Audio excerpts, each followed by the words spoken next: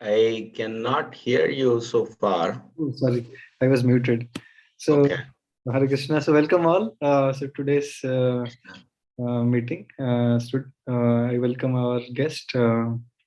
Ashish Dalela. So, he kindly accepted our invitation to share his words of wisdom with us. So, without further delay, so let me introduce him very briefly. Ashish Dalela is the author of several books and articles that describe the ideas in Vedic philosophy for the educated reader. Those of you who have seen his books, very scholarly, very enlightening. So this includes the application of Vedic philosophy to scientific fields like mathematics, physics, biology, cosmology, psychology, sociology, economics, practically every aspect of knowledge. He has contributed through his works, very masterpiece. So he has an M.Sc degree in chemistry from IIT Kanpur, and he has 22 years of professional experience of working in telecommunication industries and computer networking, where he holds several dozens of patents. And the most important introduction of Mr. Dalela would be his wonderful books. So clearly, he has elaborated Vedic science and Vedic philosophy in a true perspective, I would say. So, without further delay, I think we would start today's discussion. Is that okay? Yeah. I am ready whenever you are ready. Yeah, sure. So, before I start the questions, so maybe if you could kindly tell us what's the really fundamental difference between Western approaches towards deciphering the nature of reality and Eastern, the Vedic tradition, very briefly, maybe then we can start. You already said quite a lot of things in our last discussion a few months back, but just to recapitulate, maybe we can start with that. There are many differences. One basic difference is that everything in Vedic philosophy is studied in terms of qualities.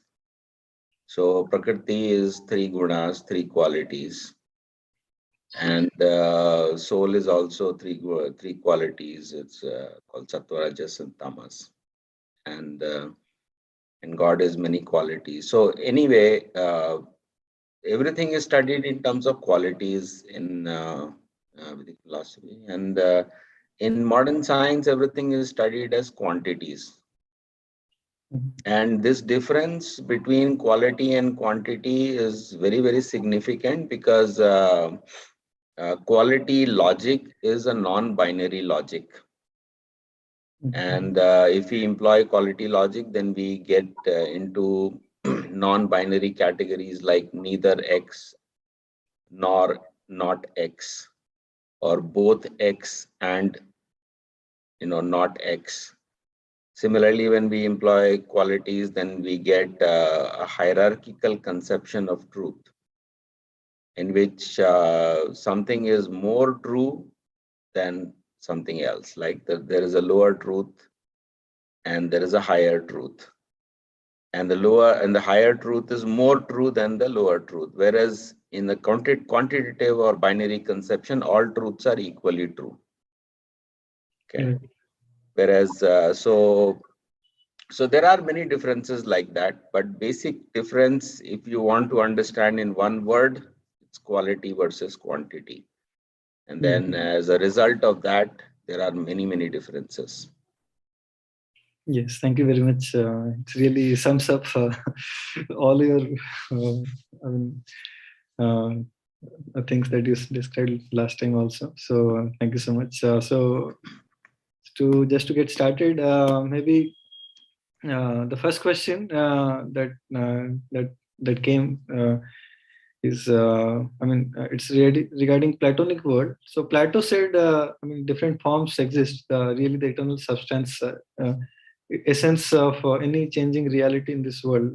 In your talks or in your books, also you quite often talk about the universals, the concepts. So in the Platonic world, the form is existent in a different world, totally disconnected from this physical world.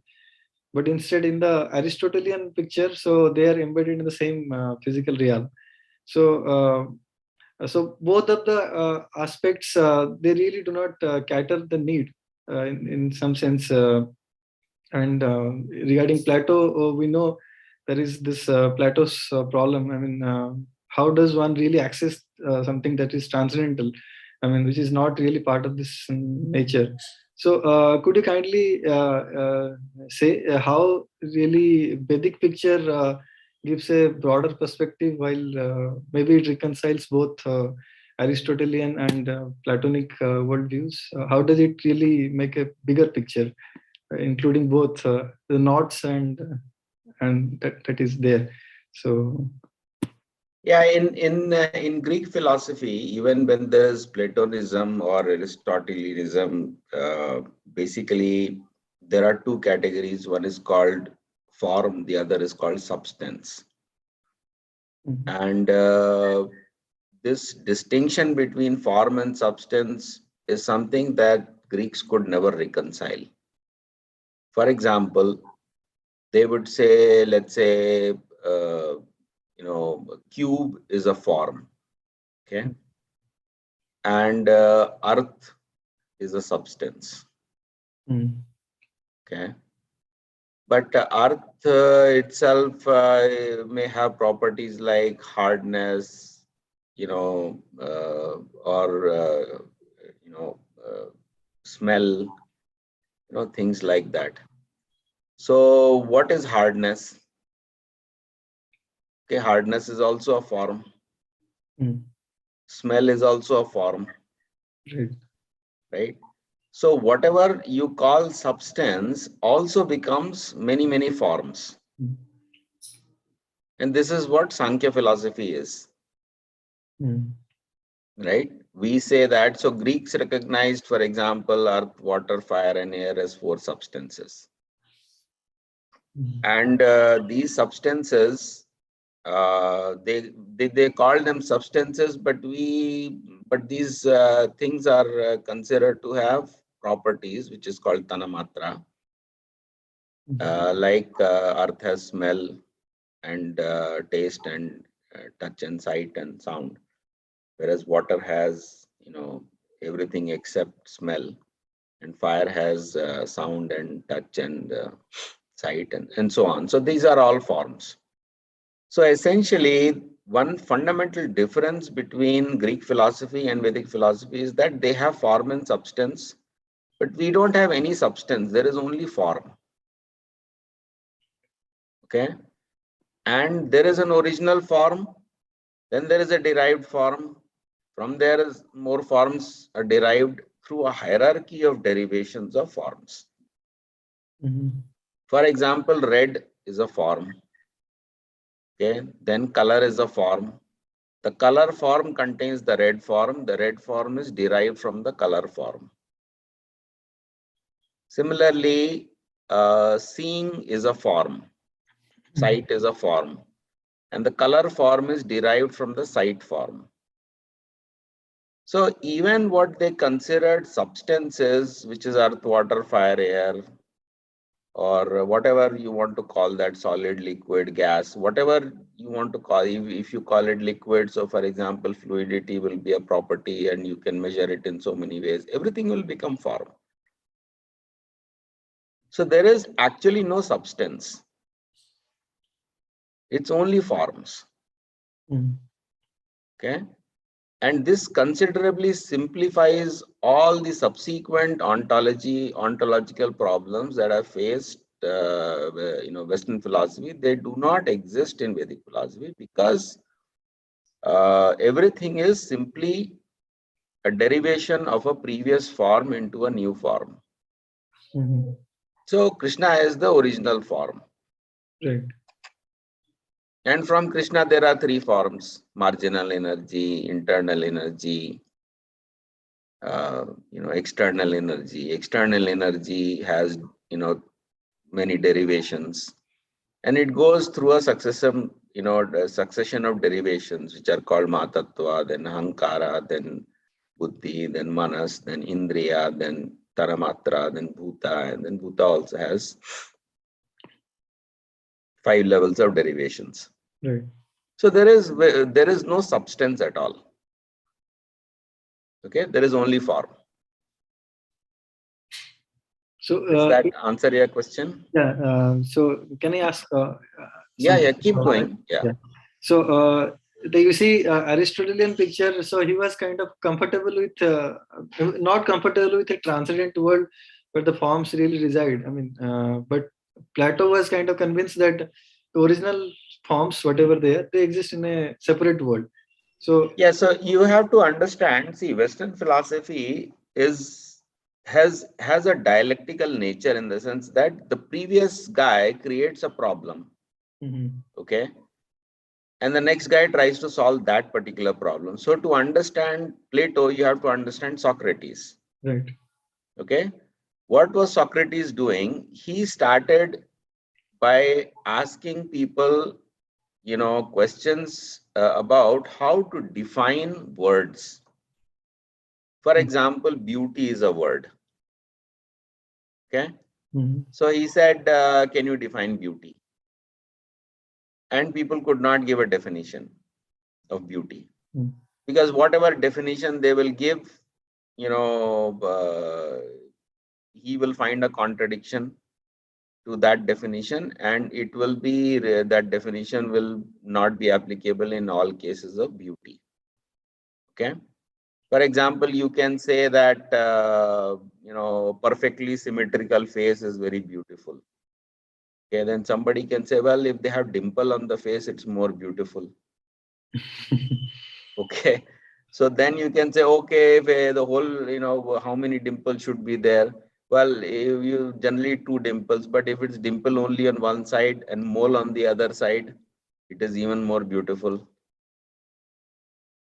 So they could not give any definition, and you can still try to give any universalist definition of anything, and you would not get a proper definition. Okay, this is one fundamental problem of universalism. And added to that problem is in different contexts, like for example, you can have a slightly circular shape and a slightly squarish shape, which may not be exactly a square. And you ask them, what is it? In comparison to that, in comparison to a triangle, you may say it is circular. But in comparison to a perfect square, you may say it is actually, rectangular. So there are numerous problems in giving definitions, and Socrates actually spent his entire life doing these debates. And his conclusion was he could not get any definition. Okay, so the beginning of his life is about, he says, an unexamined life is not worth living. And before he died, basically he said, if there is one thing I know for sure, it is that I know nothing. Okay. So when Plato arrived at this, situation created by Socrates, where you are not able to define anything, okay, then he said, let's not worry about trying to define all these things. Let's say there is a world, there is another world, you can call it transcendental and all. That transcendental doesn't mean what it means in our philosophy, but another world beyond this world. And that has all these forms.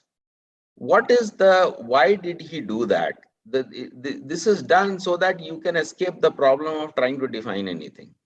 Right. Okay. The idea is that maybe we have some intuitive grasp of those things. Let's not try to define it. Let's try to grasp it through intuition.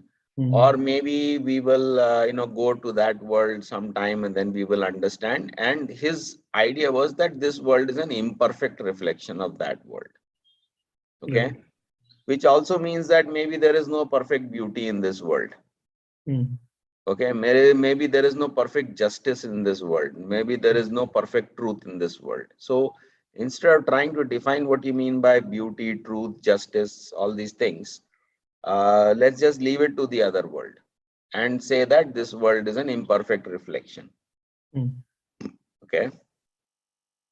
So once this problem has been created of the other world, then Aristotle comes, and it's a very unsatisfactory solution because, as you said, we cannot grasp the other world of Platonic forms. We don't have a definition because of Socratic problem. Okay. So Aristotle comes and says, well, let's divide all the forms into two categories. Okay. There are real world forms and there are practical forms. Okay. By practical, what he means is things like beauty and justice and righteousness, morality. All these things are practical issues. And then there are real world things, which basically form means shape. Okay. And that shape is essentially can be reduced to geometry. Right. Okay. So so Aristotelian philosophy is called Hylomorphism, where he says there is substance and there is form, but that form has got nothing to do with Platonic forms. Okay, this is one key distinction that one has to understand. His form simply means geometric shape. Okay, so Greeks were going on with this idea about there is substance and form. Substance is earth, water, fire, air, and then shapes are geometrical shapes like triangle and all these things. And Plato had done some work on Platonic solids, like there is square, and there are 5 Platonic solids, and he was trying to give them some meanings and things like that. And after Aristotle, and so Aristotle essentially led the Greeks onto a path where they will simply not focus on Socratic debates. Okay, number one, which were becoming pointless. Number two, they will not focus on transcendence also. Right. Okay, so what will they do? The answer was democracy. Right. Okay, so what is beauty? Okay, don't worry about it. We will vote and we will decide what is beauty. What is justice? We will vote and we will decide. What is morality? Answer to every practical problem is democracy. Okay? Answer to every other real world problem which you can reduce to geometry is science. So Greeks had this combination of democracy and science. Okay. Right. And then while this Greek thing was going on, then Romans come along. Okay. And Roman rulers have a big problem with democracy because they are emperors. Right. Okay. So if you give democracy and say, let ordinary people decide what is beauty, what is justice, what is morality, then what is the king going to do? So king becomes irrelevant. Okay. Therefore, they invented Christianity or whatever version of invented, created, took things from here and there. They basically concocted a system called Christianity, taking rest of the things from Aristotle. Probably Constantine was the guy who... Yes, yeah. So what is the purpose of Christianity? It is to deal with all the questions that Aristotle had called practical problems, which means beauty, justice, morality, what is good, what is right, all these things. This will come from religion, which will be authored or controlled by the emperor, at least in some way or the other. And if some question is not answered through the Bible, the emperor is the representative of God on earth and he will make the decision for you. Right? So this is the basic synopsis of and then this solution continued for thousands of years. And people were actually even Aristotle had created the problem of the original unmoved mover. Some unmoved mover creates them, and this basically the philosophy was paralyzed. And after Romans created this, system that philosophy and religion were separate. Philosophy, which is literally synonymous with science for them, is dealing with the real world, and then the practical world is basically religion. So this science religion divide has existed from the origin, from the time essentially of Platonism. Yeah. Even from Platonism, it's other world versus this Yeah. world, There is a or divide. it is practical problem versus the world problem, or human problem versus the world problem, or it is the scientific problem versus the religious problem. Then in Cartesian philosophy it becomes the mind versus the body. Okay.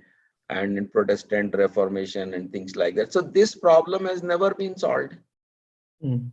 It has always existed. You can keep reformulating the problem. You can call it soul body problem, mind body problem, other world, this world problem, form versus substance problem. With whatever shape and form you give, it's essentially the same problem. Okay. And we have in Vedic philosophy, we reject the problem itself. We say there is no duality in this sense. There is no substance and form. There is only form. Okay. Krishna is not a substance. Krishna is a form. And everything else is part of that form. So in our traditional notion of our Vedic philosophy, what do we call for forms? Rupa is there. So form, what I'm trying to say is this word form is a Western word. Okay. Yeah. It is understood only in contrast to substance. But the Vedic word is guna, qualities. Right. So basically what is form? It is, it is these qualities. And like, or we can also say vigraha, like Sachidananda vigraha, Nadir Adir Govind Sarvakaran Karanam. So there is a vigraha, right? Or there is a form. Or we can say Shad Ujjvala Vigrahasya. Right. So there is Shad Ujjwal means the Vigrahasya, the form of 6 qualities. Right. So there is only form. Yeah. So what is God? God is not a substance. And everything else is part of God, which means that is also not a substance. Right. Okay. So either you say that God is a substance, which means it is like wood, or and of course, even we say wood, that is also not substance for us.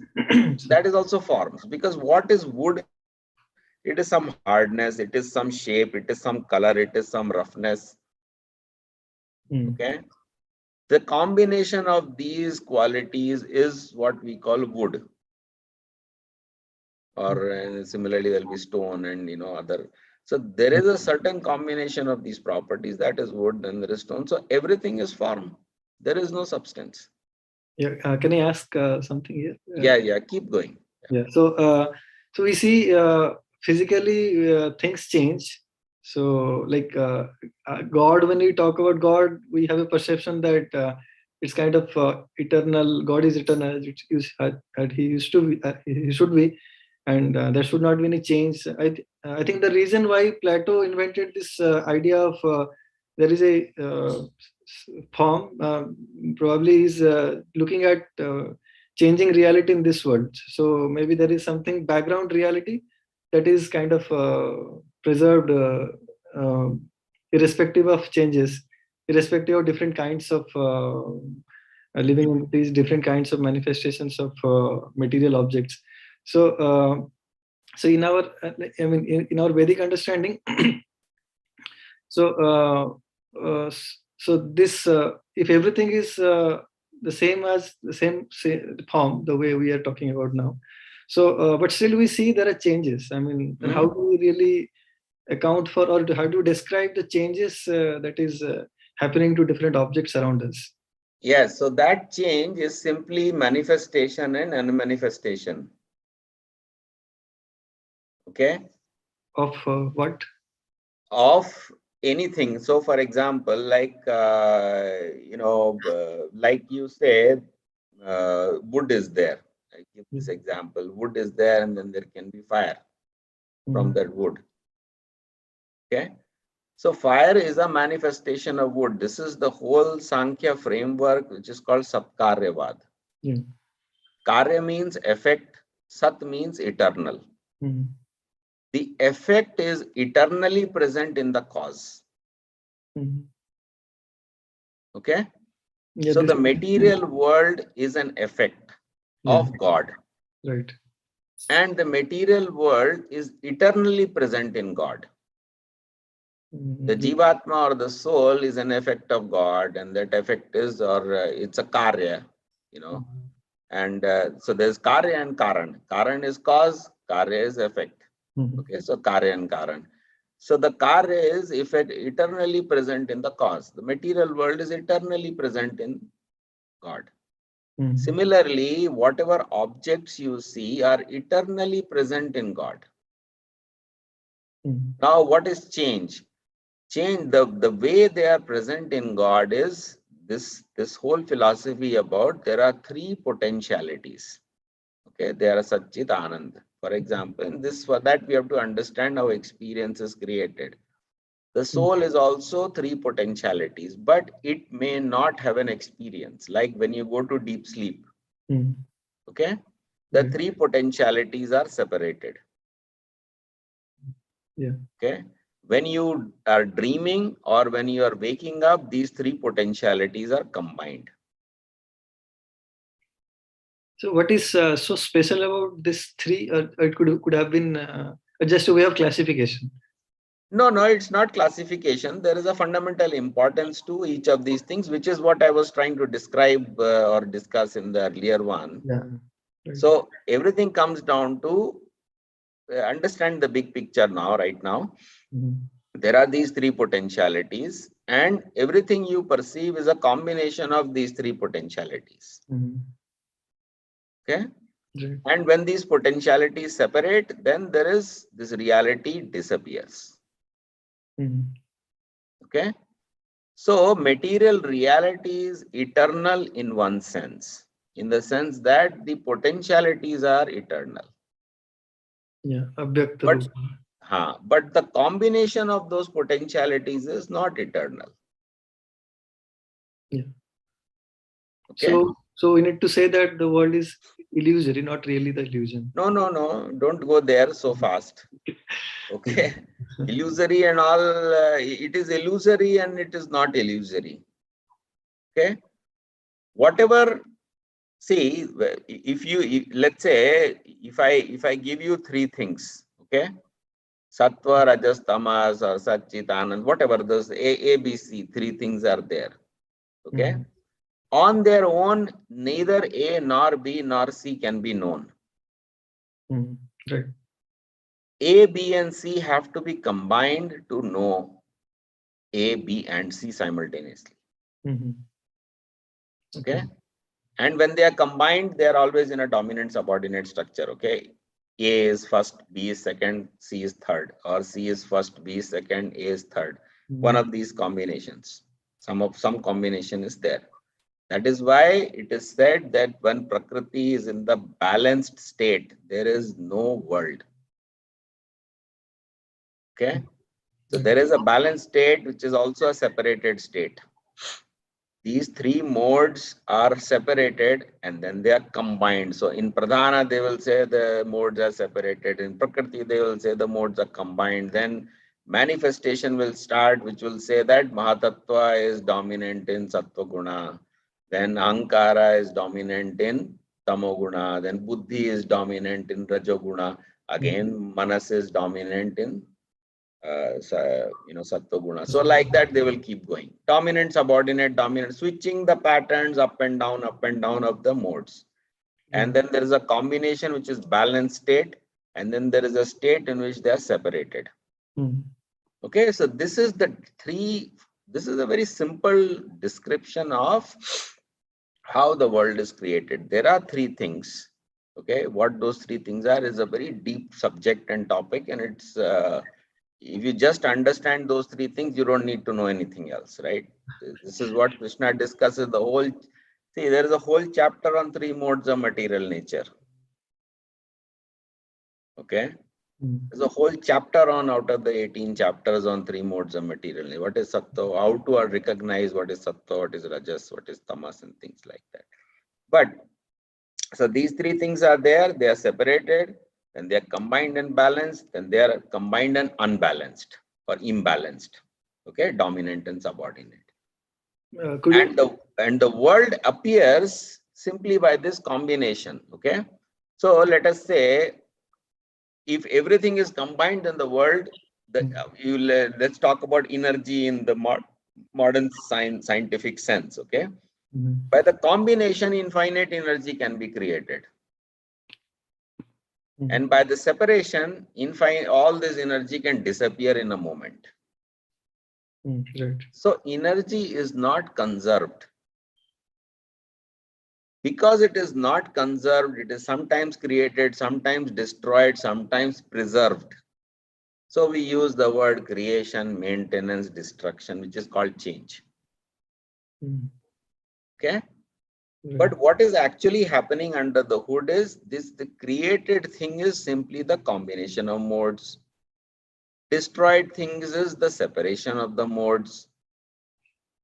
And maintenance thing is that these modes are combined, but they are switching in their priorities.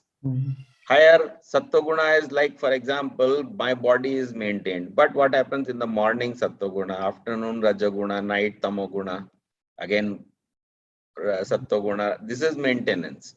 Right. Maintenance doesn't mean fixed. Maintenance means it is combined and it is oscillating. Constant activity. Constant activity is there. That is also called change. Okay. So material nature is described to have 5 kinds of activities, or you can call that change. Creation, we talked about, new combination is created. Destruction, they are separated. Maintenance, they are going up and down. Okay. Then there is revelation and hiding. 2 more activities are there, which means you may become aware of that, you may not become aware of that, even though there is a possibility. So for example, a book may be there. Think of it as a book. Okay, of the world is a book, and the book may exist, and you may read the book. When you read the book, okay, a possibility has become probable, or a possibility has become likely. You understand? How does that happen? That is also a process. We can't discuss everything, but this is the process. Right. So why change is happening? These are simply because there are many possibilities. Some possibility becomes more probable, which means which is again a method of going dominant. It is nothing but just becoming dominant. For example, this problem comes in quantum mechanics, since you were asking in some other context. What is happening in quantum mechanics is you have the combination of all these modes. Okay. And these modes are becoming dominant and subordinate. When something becomes dominant, a click happens. You see a click. All right. Yeah. And then it goes subordinate, then you don't have it. So you get observation and you don't get observation. Why? Because it's the constant cycling of the modes. And because there is a certain mixture of the modes, therefore you have overall probabilities that this event will happen. Okay. Right. So you are getting probabilities, but what you are not getting is the sequence in which it will go dominant and subordinate. You understand? So can someone really understand that sequence? I mean, yes, it can be understood. There is a very the problem of that sequence is that it's a hierarchical structure. Okay. Means it's a hierarchical structure means just like you have subtle and gross. We just talk about 2, but there are many levels. Right. Even in the Bhuta, there is there are 5 levels. Right. Even in each of these 5 levels, there are numerous levels. For example, you have food. Okay. You have food. So When you are given food on the table, you might smell it first, and then you might see it, and then you might taste it, and then you might touch it and then taste it. It's like, or it is possible that you will see it first, then you will touch it, and then you will smell it and then taste it. Or it is possible that you see it and then you taste it and then you smell it. This is the motion of the modes.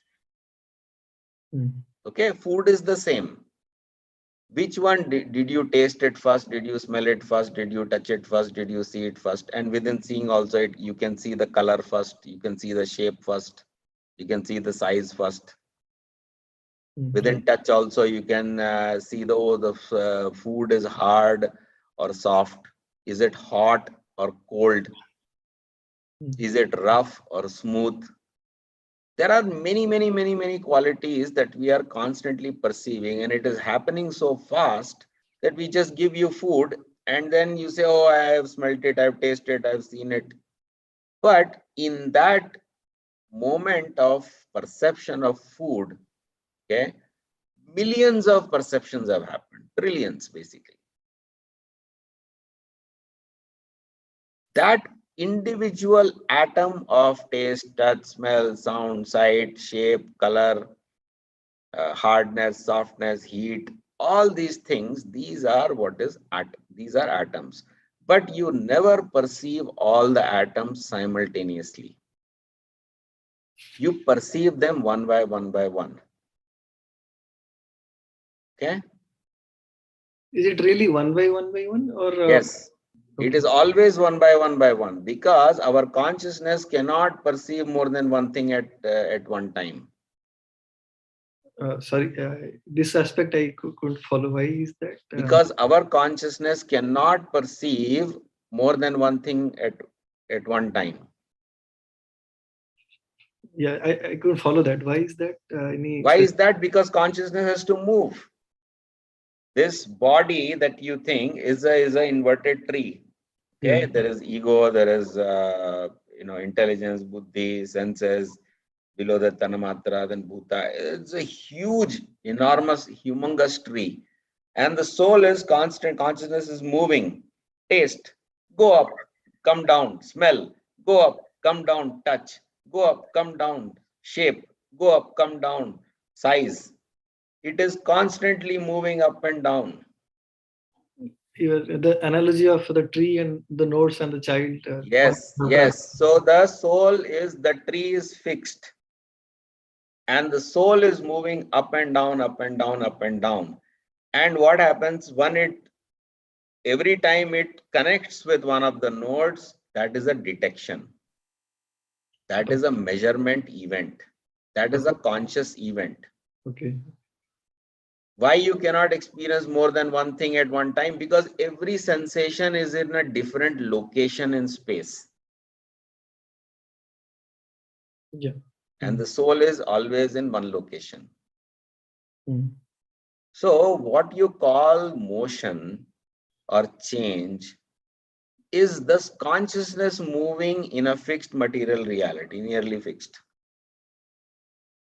Okay, it can also, material reality can also expand. As I said, three modes can combine and the universe can be created. They can separate and the universe can be dissolved. Okay, but while it is in the maintenance state, also it is going up and down, and within that, this consciousness is moving. Right? So, for example, in your body, you will get a hungry body. Let's say around lunchtime, noon, you will get hungry body automatically. Okay? That is because the automatic cycling of modes. But while you're getting hungry body, you may be talking to someone else. Okay, there may be some background noise. So what is happening? The consciousness is sometimes focusing, oh, I am hungry. Then, oh, I am talking to this person and he is saying this. Then there is some background noise. What is happening? Consciousness is moving. Okay. So if you meditate nicely, if you chant Hare Krishna very nicely, Okay, Mhm. fix your consciousness, which is Krishna calls sthita prajna, Mhm. Yeah, exactly. fixed consciousness. Fixed means not moving. Sthita means situated, fixed. Why is it fixed? Because deino asmin yatha dehe kaumaram yovanam jara tatha dehantar praptir dhiras tatranam. It is always moving. Mhm. It was always moving. It is moving from one body to the other body, from hungry body to tired body to lusty body to sleepy body to childhood body to youth body. It is always moving, and within every state, every moment,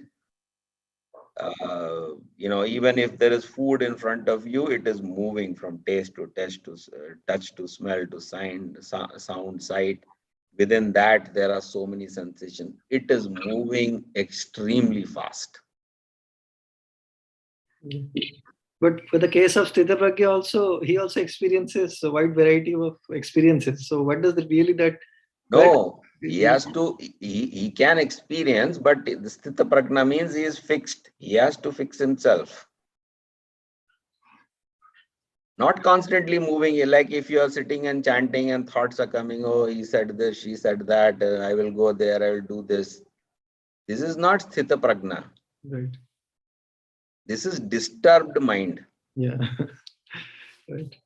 Okay, it may be less disturbed, it may be more disturbed, but it is disturbed Yeah. because it is not happening out in your control. It is happening outside your control. Mhm. So sthita prajna means when you sit down and chant, just concentrate. When you concentrate, slowly things will disappear. Mhm. Okay, this movement will slow down. Some of it will stop, some of it will still happen, but even if it is happening, it will happen slowly. Then you can see it goes one by one, by one, by one, by one. Yeah. From taste to touch to smell to sound to sight, you can see that. You have to practice. Mhm. It is experiential verification. Then you can understand quantum mechanics like this. Yeah, it's little difficult for me. Yeah, to Yeah, you can understand simply by chanting what is happening in quantum mechanics. Electron, electron, it's clicking, clicking, clicking. What is those clicks? Each click, some click is touch, some click is sound, some click is sight, some click is form, some click is shape. Mhm. Yeah. So it's click, click, click, click, click. You cannot make out from the clicks what it is doing Mhm. because everything is quantum mechanics has made everything physical. Exactly. But those detectors are not just those physical things. Mhm. Okay. Right.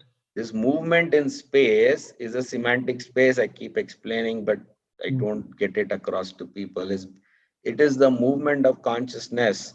Think of all the detectors as all the possible sensations. Some are touch, some are smell, some are sight, some are sound, Mhm. taste, and there are many, many divisions inside that. So click, click, click, click, click. It's moving. Taste, touch, smell, sound, sight. Taste, touch, smell, sound, sight, and it's moving very, very fast. Mhm. And there's a probability for each person, there is a different probability. Some people will focus more on touch, touchy feely people. Some people like to see more things. Some people like to taste more. Some people like, so there are different probabilities for each individual Right. also. Okay. So even observer involvement is there in perception, which Mhm. means everybody is not going to focus on shape and color. Some people will be more touchy feely. Mhm. So for them, the probability of experience is different. Yeah. Okay. So, So whatever you call change, okay, there are two types of change. Let me summarize that. yes. One type of change is modes of nature are combining and the world is expanding. Okay. Modes of nature are separating and things are disappearing. This is one type of change. Mhm. And the second type of change is the modes are going up and down. Okay. So these three things are creation, maintenance, destruction. Then there is revelation and hiding, which is because of the soul moving things.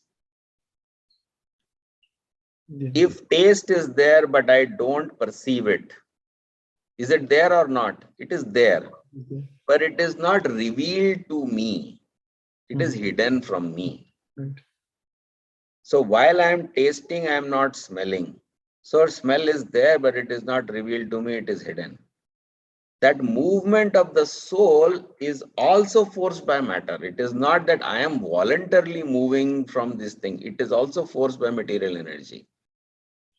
Even transmigration. Yes, that transmigration is also forced. So these five things, just understand: creation, maintenance, destruction, revelation, hiding. Okay. Extremely complicated, but all change is essentially these five things. There is no motion per se, like classical physics or quantum physics or all modern physics is about motion. Things are moving from here, ball is moving. No, it's not. Consciousness is moving. And how it is moving and what are the effects of that movement and what are the interaction of these modes, this is science. This is science, basically. Right. Very complex, but if you understand this, then every subject is understood. Okay? Right. Then the principles of change or motion, they are not unique to balls. Same principle applies to sense motion also. Senses are also moving out and in. The yogi withdraws the limb, his consciousness in, like the tortoise withdraws the limbs inwards. Right. So inward movement, outward movement, upward movement, downward movement, round and round movement.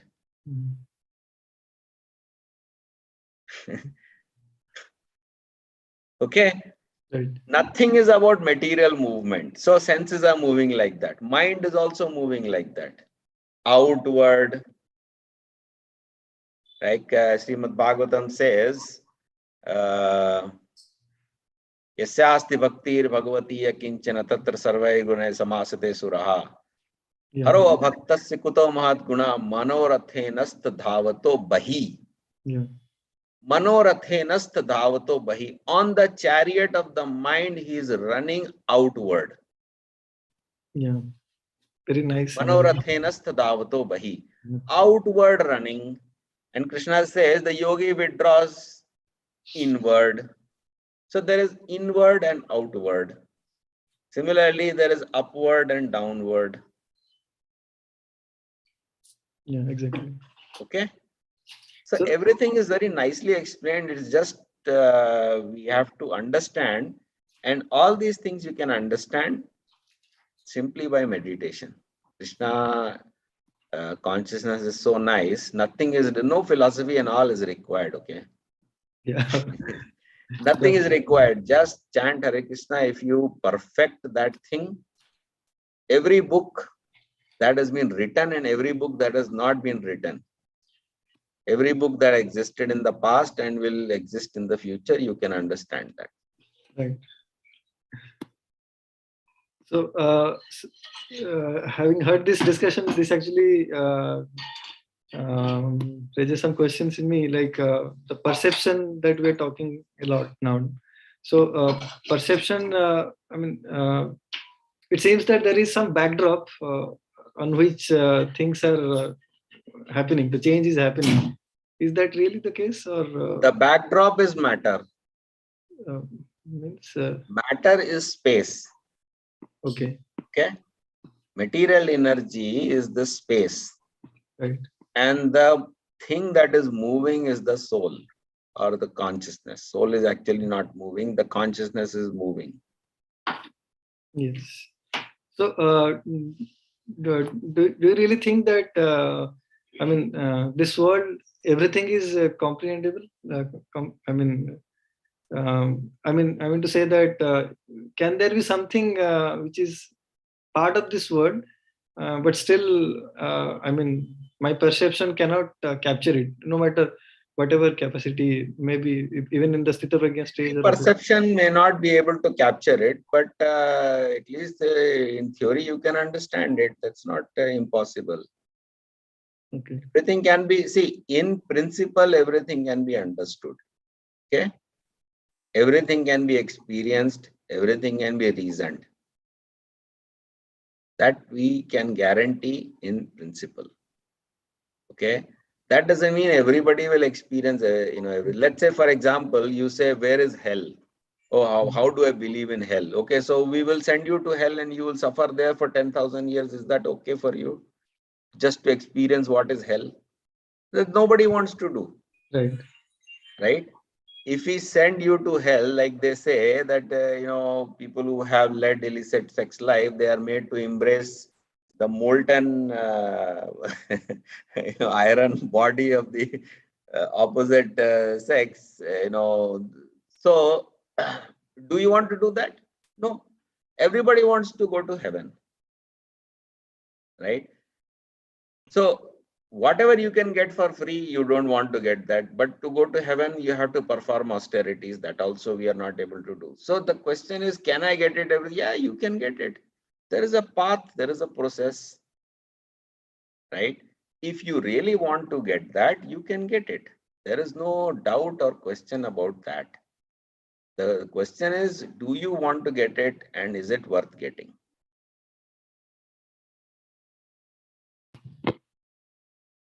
Yeah. So the issue is, I mean, if we talk about Western philosophy, so they are like particularly Kant.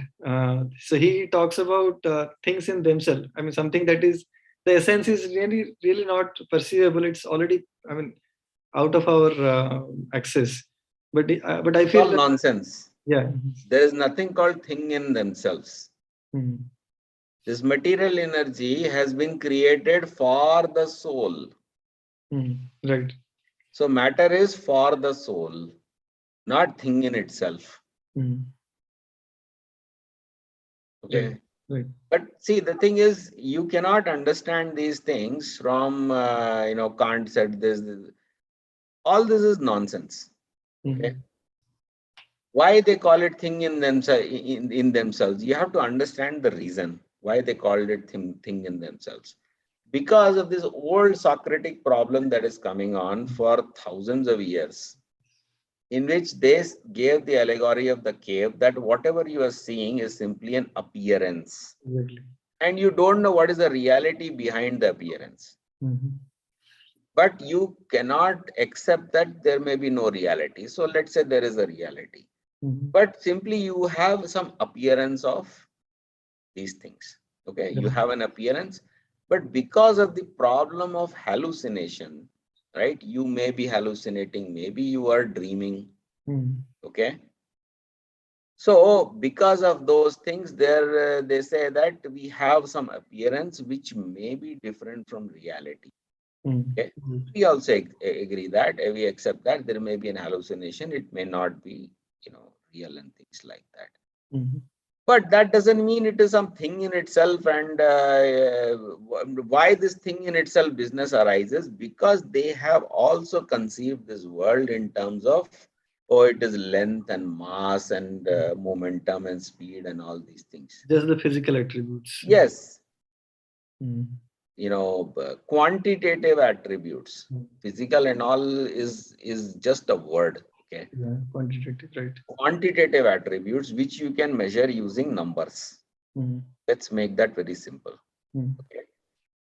And so they want to say that, oh, it may be hallucination. But if you say that it may be taste, touch, sounds, sight, smell, and things like that, and I may not have perceived it correctly, but there is a thing which is, taste, touch, sounds. And then the question is, why does the world exist? Exactly. Right? Why does the whole world exist? And that question always involves the question of why the soul is in the world. Why the world exists? Because the soul fell into the world. Why did the soul fall? Because of, it had its, envious desires. or a feeling of enviousness, because of which it could not stand the presence, it could not live in the presence of greatness. Okay. Here also, just to have a detour, what does that really fall of jiva really mean? I mean, to me, it's a very kind of awkward. I mean, if a thing to really think or address or anything, I don't have a proper answer. What does that really fall means? I mean, it's certainly not a physical traversal from a. No, it is not. It is simply change in focus of consciousness. Yeah. Change in focus of consciousness, in the same way that your consciousness is moving. If you have a plate of food in front of you, your consciousness is moving from taste to touch to smell to sound to sight. In the same way, it can momentarily move to Krishna Loka. In a moment, it can come to material Loka. Right. Soul is not moving. Soul is never fallen. This is also stated in many places. Only the consciousness is falling. Yeah. That consciousness is also controlled by something called prana, but it's a big topic and things like that. But basically, consciousness is fallen, or soul is not fallen. It is basically consciousness is contaminated. That contaminated thing is called the material world. Right. Okay. So here, one thing. Yeah. Do you want to add? Continue? No, you can continue. Yeah. So one big puzzle I face is, I mean, when you talk about different kinds of classifications, categories. So we have a physical notion of a big thing containing small things. I think you also talk quite a lot about how the part relates to the whole. Yeah. So in that business, so all of science is really progressing, or whatever things have happened. Just this idea that I mean, you go on reducing to find fundamental, so-called fundamental properties, fundamental objects, and then since this is part of a bigger system, so like that, you're physically really reducing things. Because they are always studying the substance. Yes. Even see, you have to understand when Descartes created this mind-body duality, okay? He changed even the definition of substance. Okay. He called it res extensa. Res extensa. What is res extensa? It is something that has length. Length spread over. Right? So whenever you are studying matter, you are studying nothing but the property called length. It may be more dimensions of length and things like that, but basically called length. And what is length? It is this, this quantitative idea of big and small, in which 3 centimeters is small and 5 centimeters is big. 5 centimeter contains 3 centimeters. 5 centimeters contains 3 centimeters. They are not studying form. Okay. Now we go back and say that we will study. Now, when you do this kind of quantity study, okay, let's say you proceed along this quantity study. The first thing you will say, what is God? God is the one who created the whole world. Okay, let us say. So God must be bigger than the whole world. Yeah.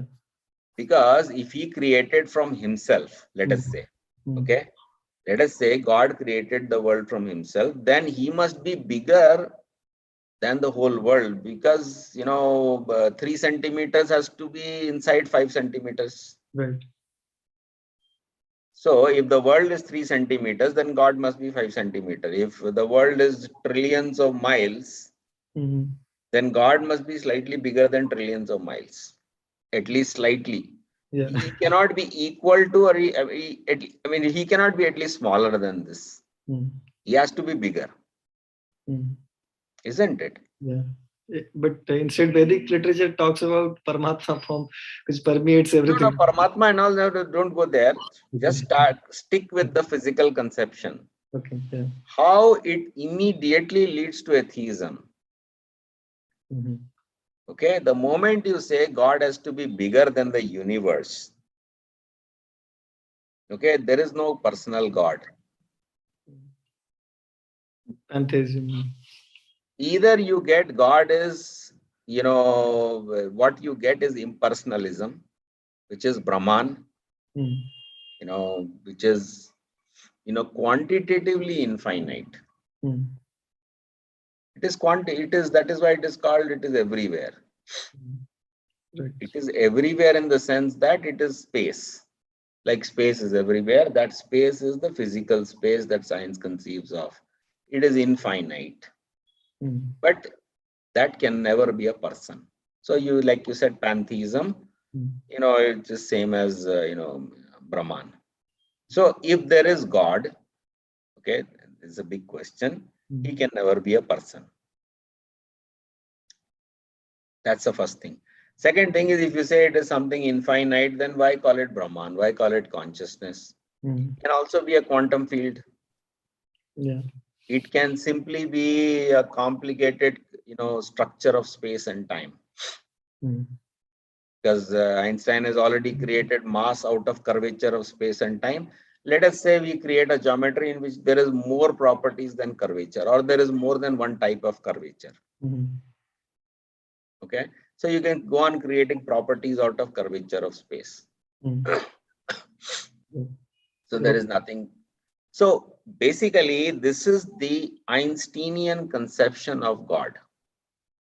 Spinoza type. Spinoza, yeah, Mm, okay, whatever. But Einsteinian is a conception of God is this, that God is nothing but the space and time, the structure of space and time, the mathematical, this thing, form of this thing. But it is not not a personal conception of God. Why? Because God has to be bigger than this. mm, Okay, this is directly follows from quantities. mm. All right. Right. Now, what Christianity did? They said God created the world from nothing. Ex nihilo. Kind. Ex nihilo creation, right? Ex nihilo creation. So we are talking about Satkaryavad, which means the Karya is eternally present in the cause, which means the world is eternally present in the cause. And if you take a quantitative conception, then 5 centimeters has to be bigger than 3 centimeters, which means God has to be bigger than the world. Okay. So Mm, in Satkaryavad, then impersonalists, why they do this? They call it Asatkaryavad. mm. The effect is not eternally present in the cause. And Christianity is nothing but Asatkaryavad. Right. Ex nihilo, it is worse than Asatkaryavad. Like it just popped out of nothing. Right. Okay. Mm, Now, where does Big Bang come from? mm, It comes from Christianity because they said the world comes out of nothing. mm. Right. You understand? Mm, Christianity instituted this idea that the world popped out of nothing. God created the world from nothing. So let us say, let's remove God and keep nothing. Because anyway, if world can come out of nothing, mm. then why is even God required to create the world from nothing? There is a question. Exactly. Okay. You can say, oh, maybe God just created the mathematical laws God. So this is the modern idea of theism, which is compatible with ex nihilo doctrines, Mm. where they say God simply tuned the constants and the laws. And became indifferent. Yes. So what did God do? This is the Christian intelligent design argument. Mm. Okay. Right. God created the world from nothing, but that nothing was actually not truly nothing. It was still some mathematics. That mathematics involved some equations and constants. Like you have gm1 m2 by r square, so g is a constant, Mm. right? Right. Or q or electromagnetic or Boltzmann constant, and so on. There are 2 dozen constants Yeah. at least. There are more than that, but I'm saying conservative estimate is 2 dozen. So God tuned these 2 dozen constants, which include gravitational constant, Coulomb's constant, Boltzmann constant, Planck's constant, so on and so forth, right? Right. cosmological constant, all these things he created, tuned all these things and gave equations. And that was the role of God. And scientists will say, yeah, okay, let God tune all the constants. I don't care, because all I have finally is mathematics and constants. Mm.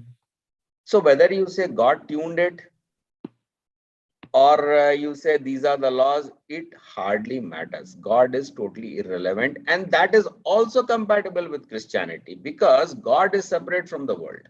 Exactly. Exactly. Mm. Okay. So all the atheism that you are seeing is a direct result of Christian doctrines. Why? Because they created this doctrine of Asat Karyavad, ex nihilo creation.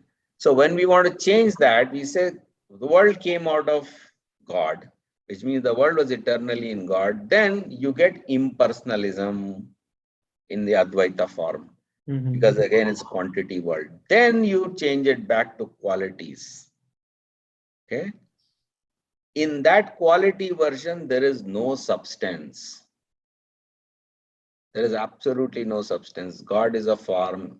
Parts of God are also form. This world is also form. So it looks big for you. Okay, it looks millions of miles. That is the that's not doesn't matter. It's actually not big. This is the other thing. It is just like a mustard seed. Mm. This is described in Srimad Bhagavatam. All the universes are held upon the head of Sankarshan like mustard seeds, like just so many innumerable mustard seeds. Mm. Okay, so why does it look big for you? Because you are zooming in so much. You can go on zooming in, zooming in, zooming in. It can expand infinitely for you Mm. because you are zooming in. So this vision of that the scriptures talk about, our Vedic scriptures. Mhm. So this vision is certainly not a physical space as ordinarily we think of. Yes, it is not physical space. So It is not, it is never physical space. And this is what I have done through many of my books, like Time and Consciousness is a book where I try to describe how this physical conception of space is created through succession or through three kinds of spaces which combine, and through interaction also, mm, right? You and I are, let's say, 18 inches apart right now. yeah. Okay. We are 18 inches apart because of interaction. But Yeah. when the call is disconnected, they will be 3,000 kilometers apart. Again, because of interaction, lack of interaction. Right. Okay. But if we are mentally similar, we'll still be mentally connected. If you are emotionally close, we'll be emotionally close. That's the semantic space. Yes. So there are many kinds of distances, not just this physical distance. And even this physical distance is not constant. By the interaction, the length contracts, Right. right? Or length elongates. Mm. So similarly, this is Prabhupada said this many, many, many, many times. Mm. You can be you can be with Krishna in one moment. Mm. And he would say, I am always in Vrindavan, I am not here. Mm. You think I am here, I am not here. Mm.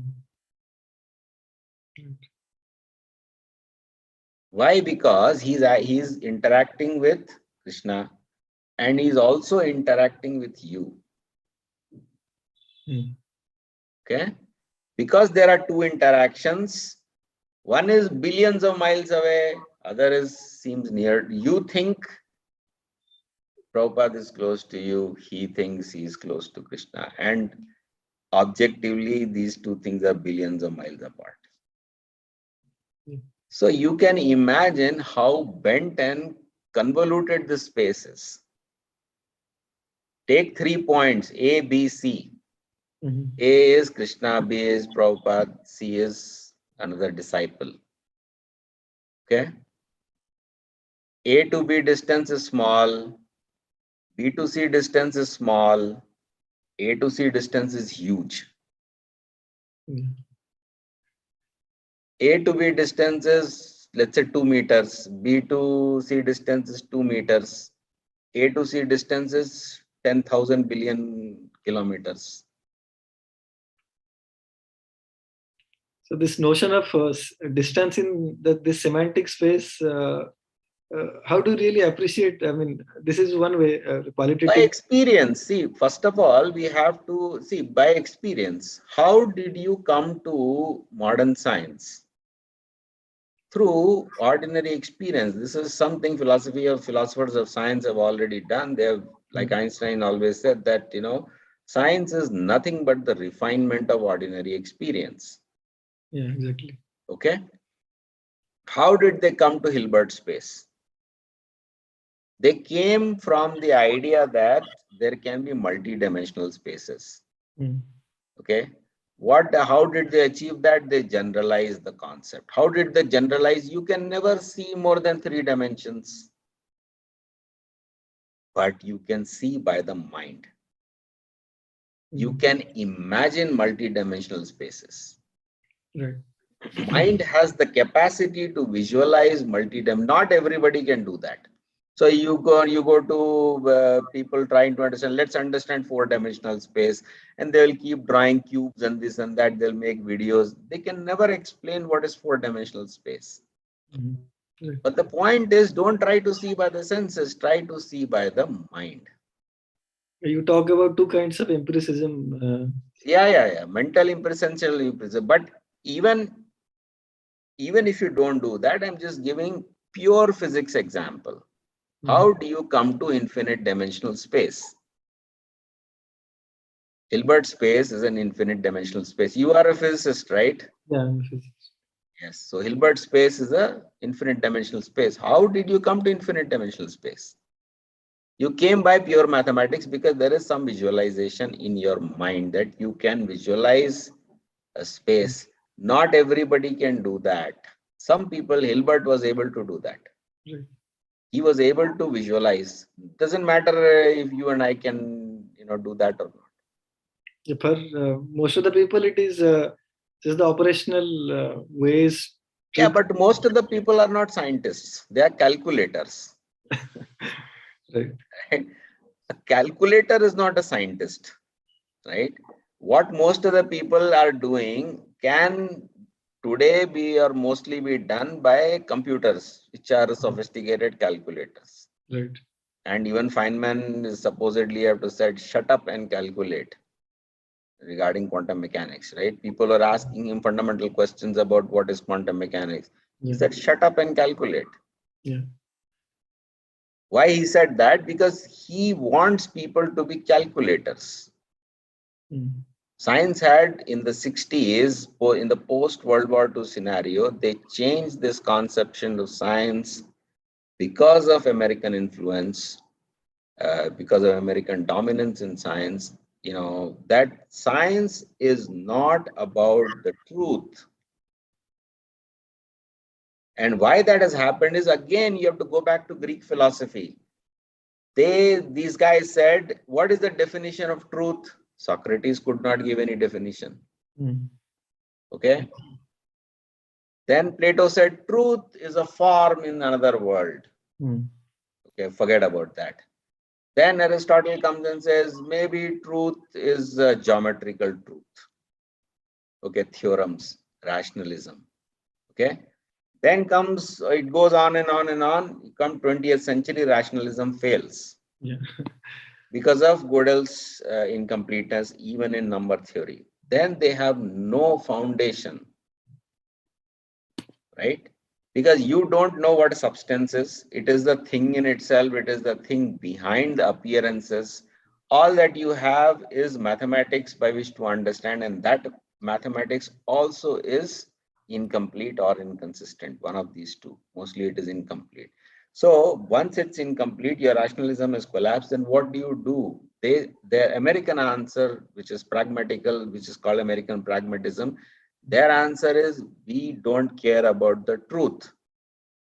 Yeah, exactly. Whatever works is the truth. Yeah.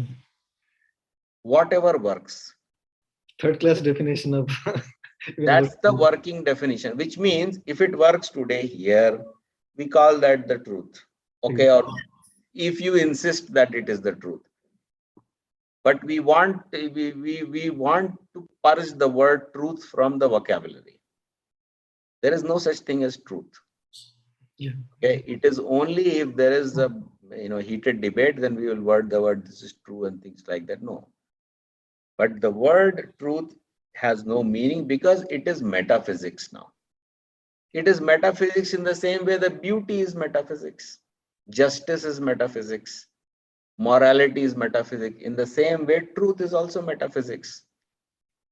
Yeah, that's why there is a gulf of difference between Western way of doing science and traditional Vedic science.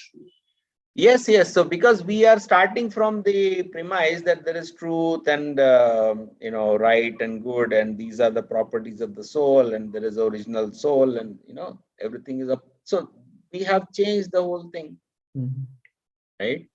So people are the issue that we have today is that people are trying to reconcile these two things. Oh, maybe there is a meeting point of science and religion. No, there is no meeting point. There is Vedic knowledge, which is scientific and religion. And then there is Christianity, which has led to modern science, which is neither religion nor science. Because if you take it from a scientific perspective, it is full of contradictions or incompleteness. Okay. Or even if you take it from a religious perspective, you get numerous kind of flaws, like the problem of evil, whether God is good or evil, the problem of sin, there is no reincarnation, there is eternal hell and heaven. Why these things exist is because they're trying to solve one or the other problem. And they end up in that situation where, you absolutely need nothing but faith in Christ. Yeah, right. You just have faith in Christ and you will go to heaven. That's it. Right? That's the cornerstone bottom line of. But you contrast that to philosophy, that the kind of problems that we are talking about, sensation, perception, movement of consciousness up and down, inside and outside, meditation, direct experience, when there is no comparison. There is simply no comparison. When trying to compare and contrast one thing to the other, it's like, Kohinoor to some. Last time I used that word in the. It led to a big argument and fight. Yeah. So I'll not use that this time. Yeah. That's true. All right. Anything? Yeah, maybe one last question. I can give a very brief answer. Maybe next time we can continue. So, on more on meaning. So oftentimes we face people who say that. Vedic culture really didn't produce a proper philosophy or couldn't come up with an organized way of doing philosophy. It's just philosophy, theology combined together. So, No. but instead, Western culture, it has demarcation of this is ethics, this is metaphysics, like this. We have professors, big fellows. So, what would be your answer for that? Yeah, whatever they call systematic way of studying is what I call fragmented thinking. Okay. Right? Whatever you call systematic way of thinking is nothing but you have divided things into dozens of departments. Exactly. Okay. And all these departments have a different theory, at least, different conception or picture of reality, at least one. Okay. So as many departments, as many different theories. And most of the time, each department has many sub-departments, which have many sub theories. Take, for example, the physics department. Okay. There is within physics, there'll be quantum physics sub-department, or some people will be working on. Then there'll be a cosmology subgroup. Don't call the department, will be a subgroup. Yeah, exactly. Even then there'll be a solid is a different section. Every individual professor yes very individual to him only. Right. Then there'll be some solid state physics. Yeah. Okay. Then there'll be some materials group. Okay. So within these guys, quantum mechanics guys are doing something. Okay, they have one set of theories. Cosmology guys are doing general relativity and they have a different set of theories. They are working on black hole problems and nova and whatever, all these problems. Solid state physics, they are working on plasmas and superconductivity, material sciences. So within a department, there are many subgroups. Within each group, there are many, and each of these guys has got many theories. Exactly. So these groups have got their own journals. Right? Within quantum physics, there will be dozens of journals. Right. And each of these journals will publish dozens and dozens of papers, which will all have different opinions. Okay, now you call that systematic. Okay. My systematic question to you is, when do you plan to reconcile all these contradictions? Yeah, that's a vital question. What you are Right? after? When do you, because we are investing billions of dollars of taxpayer money into this. Students are investing millions of hours into getting their degrees and PhDs, and you are calling this knowledge. Right? But one department doesn't talk to the other department.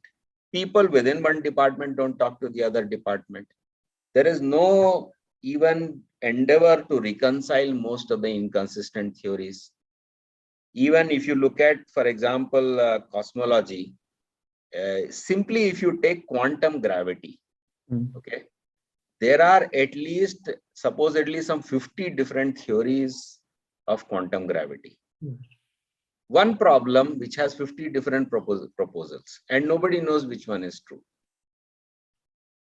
Okay, and it is not 50 is not becoming 35 or 20 or 10 over time. It is becoming increasing. Yeah, they say as we will get more evidences, so it will narrow down to it. Yeah, but trend generally shows it is increasing. Yeah, that is true. That is true. Right. Now the new problem of dark energy and dark matter has thrown such a spanner in the works. Right. That basic gravity, Newton's gravitational theory is in question right now. Right. Okay. There are alternatives to Newton's gravity being proposed so that we might have lesser problems with dark energy and dark matter. Okay. That's how serious, which means after 400 years of science, we are going back to the drawing board and saying, let's maybe try to do Newton's mechanics or whatever Newton was trying to solve in a different way so that we don't have to face the problem in the current situation. Right. So you say I am converging, but you also see you are also going back to the drawing board in many ways. Right? So even if you have a plan, show us a plan of this systematic way of thinking when you plan to converge. And you show us when you have actually, at least in so many subjects, there has never ever been convergence. Like economics, you can take an example. People are still fighting about whether socialism is right or capitalism is right. Right? People are still fighting about which form of democracy is right. Is it representative democracy or is it, participant democracy? So in every field, there are no clear answers. Right? I'm not even talking about what is art and music and beauty and morality and justice and things like that. Simple objective problems of economy, society, and physics and cosmology. These things are also not clear. So anybody who says we are very systematic, yes, please. We appreciate all your system. Tell us when you are going to close. Yeah. Right? Because it is very easy to divide. Right. Okay. Right. Very, very easy to divide. Very difficult to unite. And Vedic system does that very. Yes. So we have every book, Bhagavad Gita will discuss the soul, the material energy, right? The process of yoga practice, 4 types of yoga practices, right? And it's a 2-3 hour conversation held on the battlefield that leads to the decision that we will do a battle. Now, can you show me any other example or any situation in which such a life and death situation is being made and philosophy is being discussed to make a life-death decision, and you arrive at a clear decision that results in the correct outcome? Never heard in history. Right? Right. Nobody. Nobody. Right? So you take this example, you take it back to them. You can take it back to them and say, yeah, you think, or you can take Srimad Bhagavatam, Parikshit Maharaj, he has been cursed to die. He dies in 7 days. What is it the man has to do in 7 days that will lead to perfection? You have deliberated for thousands of years. Tell us, what should I do for the next 7 days that will lead me to perfection?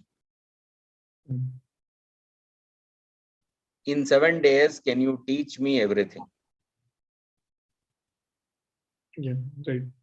It's very specific to, Yes. yeah, our Vedic culture only. Right. Okay. Yeah, thank you so much for your time for 1.5 hours. Very patiently answered. And Now we can have a discussion. You are only asking, what about the other people? They are all silent, or they are. Yeah, some of you would like to ask anything. It's already late, but I took some questions they posted. So we circulated a Google form with our participants. So some of them filled some questions. I also added few. So I just expanded on that. So now also, if somebody has any particular question from this discussion, so they can unmute themselves or they can put on chat box also. Yeah. So if you have more questions, don't worry. We can have more. You are planning to have this next week also? Yeah, next weekend also can. Okay, we can have that. No problem. Maybe if you are available, then maybe next to next also. No problem. I can have this. Thank you so much. Conversation. I don't have an issue. But if you have questions, and but also, for the interest, for other people, read books. Yeah. So Something that goes systematically, that will help you. If you read books, and it takes some time, because we have been assimilated into a certain way of thinking. Maybe next time we will start with what has happened in the last, couple of thousand years in India. What has happened in the intellectual tradition, what Shankaracharya did, and what are the problems that he created, and what he was trying to do, and the sequence of all these, and what those problems have entailed for successive generations of acharyas. Advaita, Advaita, Shuddhadvaita, Bheda, Bheda, Chinta, Bheda, Bheda. And so what are the issues that Shankaracharya created, and why we are still, why the Vedic system has fragmented into so many parts? It was not that fragmentation, and at least one of the central things that I am trying to do is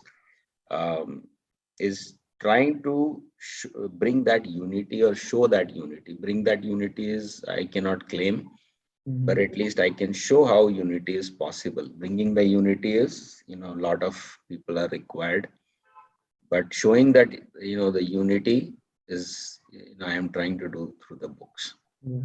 I just pasted the link, sabda.co. Those of you who are interested, they can visit the site and can have books. Yeah. On Shabda.co, there is a link. First link is manifesto. If you like, you can read that. It's a long document, and everything will begin from God and go all the way down to, very, very minute details in science. Yeah, thank you.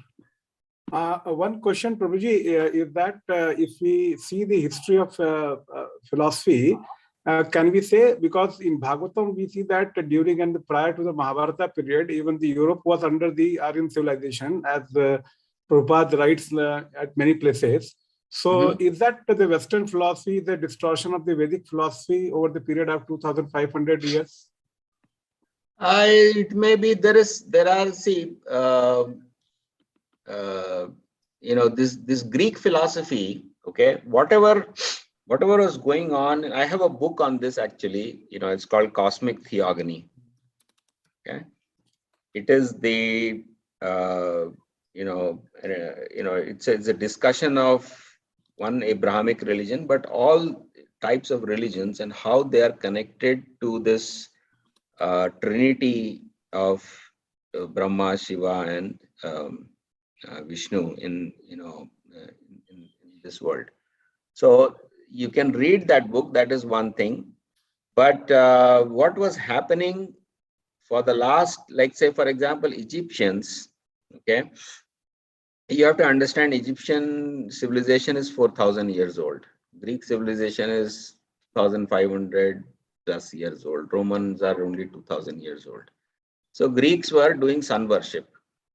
Okay, their pharaoh is supposedly, and this type of thing spread from Egyptians to the rest of Europe. And essentially, what is going on is demigod worship. Okay, so they talk about, there are so many comparisons between Greek mythology is the word these guys use. I don't want to use the word mythology, but there is no better word of but system of gods, let's say, right? Greeks, Romans, Egyptians, Babylonian, they had nearly the same system of gods. Okay, so they were doing this demigod worship, and from that, in the basic principle of demigod worship, Krishna describes in Bhagavad Gita, which he says, you do something for them, they do something for you. In this way, both of you live in harmony. Right? So you perform, demigod worship, you do some yajna for them, and they will give you rains and good soil and, nice weather and all these things. And both of you live peacefully like this. So this was the system of things going on. And this was called, or this is actually a contractual religion. Okay. The contract is, I do this for you and you do this for me. This is a contract. It's called a covenant in all Abrahamic religions, in Judaism, in Christianity, and within sects within Christianity. The basic word is covenant. The covenant, we covenant that I will do this for you and you will do this for me. Okay. This covenant business started because this was all demigod worship was going on, and all these demigod worship were very, very similar to what was going on in the Vedic society. So in that sense, okay, this European pagan, whatever they call the pagan religions or they call the mythologies, they were taken to a very large extent from the Vedic system. Okay.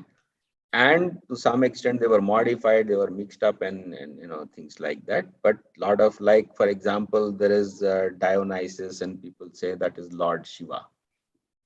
Okay, and or sometimes they call him the Holy Ghost, or there is there's Cupid, and all these things are there. So they had a system of demigods, and this is essentially what is going on now. Because of these demigods, there were so many of these demigods, these lands are fragmented, right? Each smaller sect or tribe would worship some demigod, and these guys would fight with each other. And they would say, my God is stronger, your God weaker. Just like two children fight, they say, my daddy bigger man, your daddy smaller man.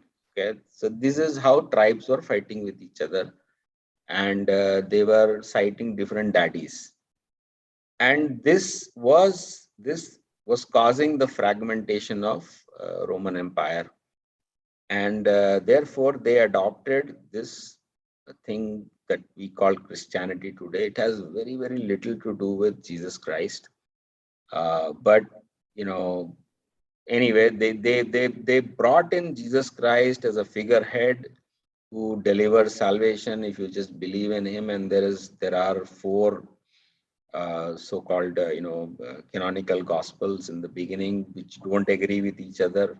Even And Prabhuji, what about the genesis of the Old Testament they talk about? Is We there any will not go there. compatibility? We'll not go into everything because I cannot answer that historical perspective. But what I can tell you overall is that what Romans did is they kept the pagan philosophical system and they just changed the covenant from many demigods to one God, which means even with God, you have a contract, you have a covenant, right? So there is a Catholic covenant, there is a Judaic covenant, there's a Catholic covenant, and there's a Protestant covenant. Okay, and these covenants are different; they're all contracts. Okay, and the fact of the matter is, God never enters, at least in the Vedic philosophical conception, God never enters into a covenant or contract with anybody else. Sarva dharman parityajya mam ekam sharanam vraja. Give up everything and surrender to me. Manmana bhava madhvakto madhyaji mam namaskuru. Always think of me, meditate on me. There is no concept of covenant where I do this for you if you do this for me. That is true for the demigods. Is it That so? is true for demigods. Okay. So Christianity, Judaism, Islam, and within sects within Christianity, they have all followed this covenant system, which is because they were doing this pagan worship earlier, and they simply transformed this pagan worship into a monotheistic God. But philosophically and under the hood, it is still pagan.